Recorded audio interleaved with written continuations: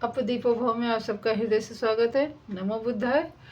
तो कल जो हम बेसिक जानकारी की शुरुआत की थी, उसी को आगे बढ़ाते हुए भगवान बुद्ध की जो शिक्षा है, जो उनका क्रम से कैसे उन्होंने सीखा, उसको हम बताने की कोशिश करेंगे। उसी में मैं जो हमने अपने गुरु जी से सीखा है वो भी उसी में हम सम्मिलित करेंगे। तो दोनों का जो सम्मिश्रण रहेगा, उसको शायद समझने में आपको बहुत आसानी भी जाएगी और सुविधा भी जाएगी।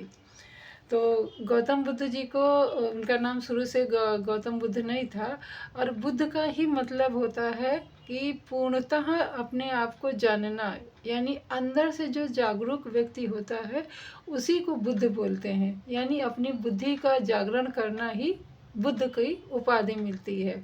तो उस समय जो पाली भाषा बोली जाती थी सिद्धार्थ गौतम जी के समय में, तो जब उन्होंने ज्ञान की प्राप्ति की, उसी और बहुत जो सुजाता थी उन्होंने बहुत उनका सहयोग किया, उनके खाने पीने का ध्यान दिया, और उन्हीं की जो एक बात के कारण ही उन्होंने निश्चय किया था कि अब मुझे पूर्ण जानकारी लेना है, सशरीर जानकारी लेना है। तो सबसे पहला तभी जब ज्ञान मिला गौतम बुद्ध जी को, तो पहला शब्द यही, जब उन्होंने अपना ज्ञान दिया, दो चार जो बच्चे थे और सुजाता जी थी, तो उनको जब अपनी जो भी उन्होंने सीखा, जो उन सबको बताया, क्योंकि जब ज्ञान मिला तो गौतम बुद्ध जी के मतलब पूरे शरीर में और जो मुख था उस पे तो बहुत ही ज़्यादा आभा हो गई थी। तो उस आभा, उस रौनक को देखते हुए सुजाता जी ने बोला था कि मतलब क्या हम आपको बुद्ध बोल सकते हैं, क्योंकि आप पूरे जागरूक हो गए हैं, आपको ज्ञान मिल गया है। तब गौतम बुद्ध जी ने कहा था, हाँ आप मुझे बुद्ध बोल सकती हैं। और उसी समय से गौतम बुद्ध जी ने सिद्धार्थ का नाम तो पीछे रह गया, गौतम बुद्ध जी प्रसिद्ध हो गए। और आज भी युगों युगों के बाद वो हमारे हृदय में गौतम बुद्ध जी की ही उपाधि से और इसी नाम से वो जाने जाते हैं। तो जो हमारे गुरु जी ने सॉरी क्षमा करिएगा, जो हमारे गुरु जी ने बताया है, उन्होंने कहा है कि जिस समय भगवान ने साधना के लिए बैठे थे, उनके शरीर में कोई भी बंधन नहीं था सिवाय एक वस्त्र के। तो अब आधुनिक समय में तो ऐसा नहीं हो सकता कि हम एक वस्त्र के रहें, या फिर सन्यासी नहीं हैं तो गृहस्थ लोगों के लिए तो भाई अपना समाज के तौर तरीके के अनुसार चलना पड़ता है।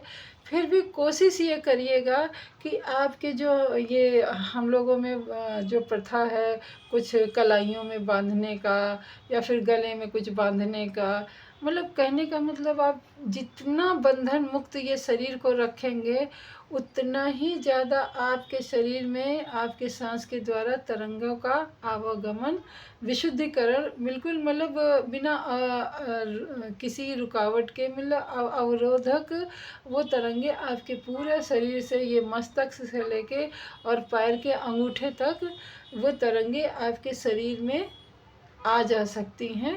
इसके लिए हमारे गुरुजी ने जो कहा है कि जो भी आपने मतलब जो साधना करने के समय जो भी 5 दिन 10 दिन जो भी करना है या महीना भर, उसके लिए उस सबसे पहला काम उन्होंने यही कहा है कि जितना भी बंधन हो, बहुत कम से कम अपने शरीर में बंधन रखिए। तो पहला तो बेसिक यही हो गया कि हमें अपने शरीर के जो बंधन है कम से कम, हम लोग ये अंगूठियां भी उतार देते थे, कान के भी उतार देते हैं, और जो हमारे इस प्रथा में मतलब गले में कुछ मंगलसूत्र वगैरह जो पहनते हैं वो पहने रह सकते हैं ना, और जो उतारना चाहें तो वो भी उतार दें।